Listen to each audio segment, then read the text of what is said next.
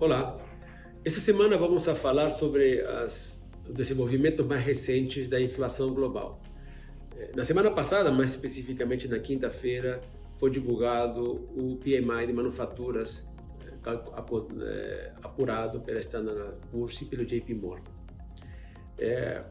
As pessoas têm dado destaque à queda da atividade, né, e ao fato de que o setor de manufaturas, como um todo no mundo inteiro, parece ter entrado num período de retração, o que é verdade, mas nós queremos falar do outro lado da história, que é uma história positiva, que é a história da diminuição significativa das pressões inflacionárias.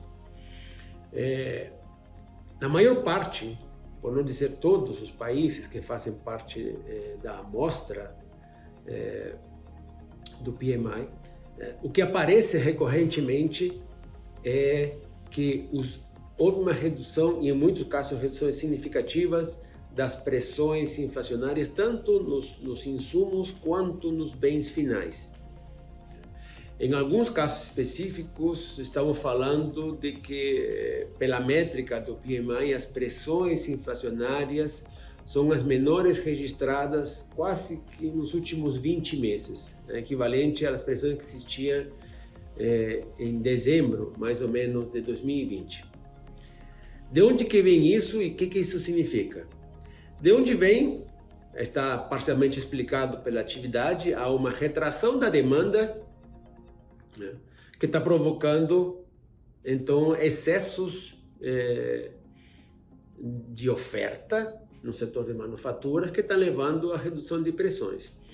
E aqui é importante fazer uma parte para contar brevemente a história do que aconteceu. A história da inflação do período de pandemia é basicamente uma história de muita pressão no setor de bens. Todos nós devemos lembrar que basicamente o mundo todo deixou de consumir serviços e passou a consumir muito mais bens. Então, essa pressão na demanda pela produção de bens levou a uma demanda maior por insumos e puxou os preços dos bens finais. Enquanto os serviços, por ter seu consumo reduzido, viram seus preços estáveis, se não caindo. Esse foi o momento, atravessamos por isso da pandemia, muitos esperavam que esse efeito, essa inflação no setor de bens fosse temporária, e que começasse a se regularizar assim que controlada a emergência sanitária, mas o que observamos basicamente no ano passado e nesse aqui é que mesmo nos países que controlaram a crise sanitária, a inflação de preços de bens se manteve, e então o temporário deixou de ser. O que estamos observando mais recentemente, então, parece ser o que praticamente todos nós esperávamos, que em algum momento, a pressão, a demanda por bens iria arrefecer.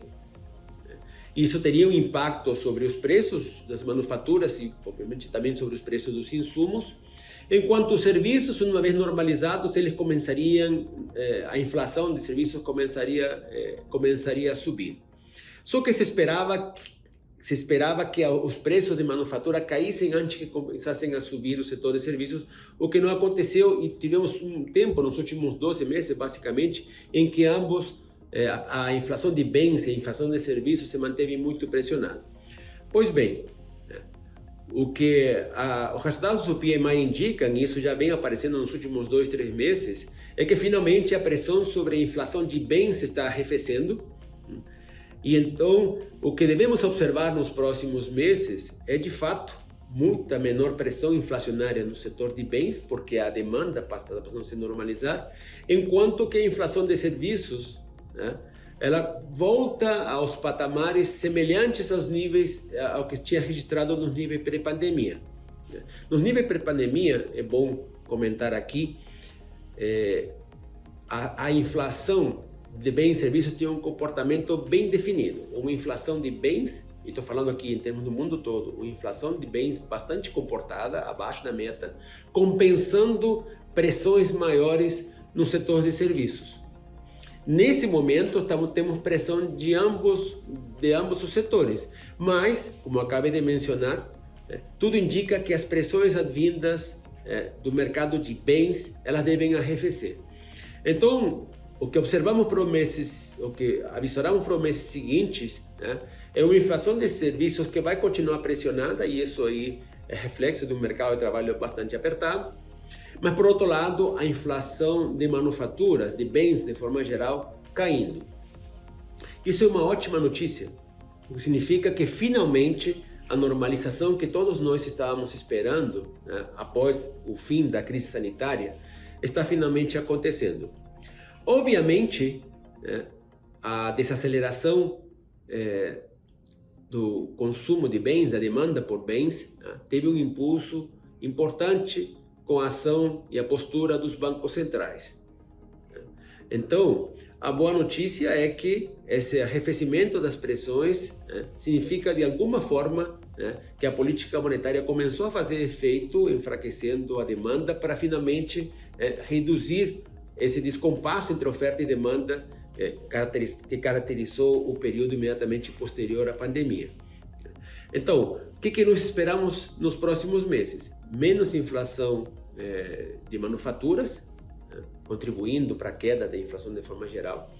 Uma inflação de serviços que vai estar pressionada, embora pensemos que na margem também a ação da política monetária vai manter essa inflação sob controle. E então conseguimos ver uma inflação que vai se aproximar na sua composição ao que era o pré-pandemia. Uma inflação de bens bastante bem comportada e uma inflação de serviços pressionada, mas sendo compensada justamente pela inflação baixa nos preços dos bens.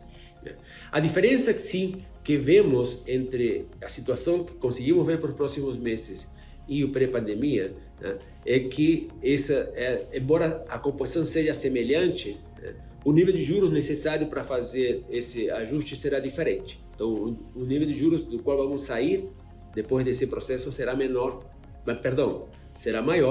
do que aquele que vigorava no período pré-pandemia, e isso não deixa de ser bom também, porque, como vocês devem lembrar, um dos problemas que se tinha no período pré-pandemia era um nível muito baixo de juros, que fazia com que as pessoas pensassem o que poderia ser feito em termos de política monetária se algum choque negativo acontecesse. Bom, então tudo indica que as coisas estão se normalizando em termos de inflação. Isso ainda não é para amanhã, vai demorar alguns meses, talvez alguns trimestres, mas a nossa leitura é que as coisas finalmente começam a andar como deveriam andar e como todos nós esperávamos que andassem no período pós-pandemia, e isso não deixa de ser uma ótima notícia. Eu agradeço pela atenção de vocês e os acompanho, os convido para que continuem nas nossas redes sociais.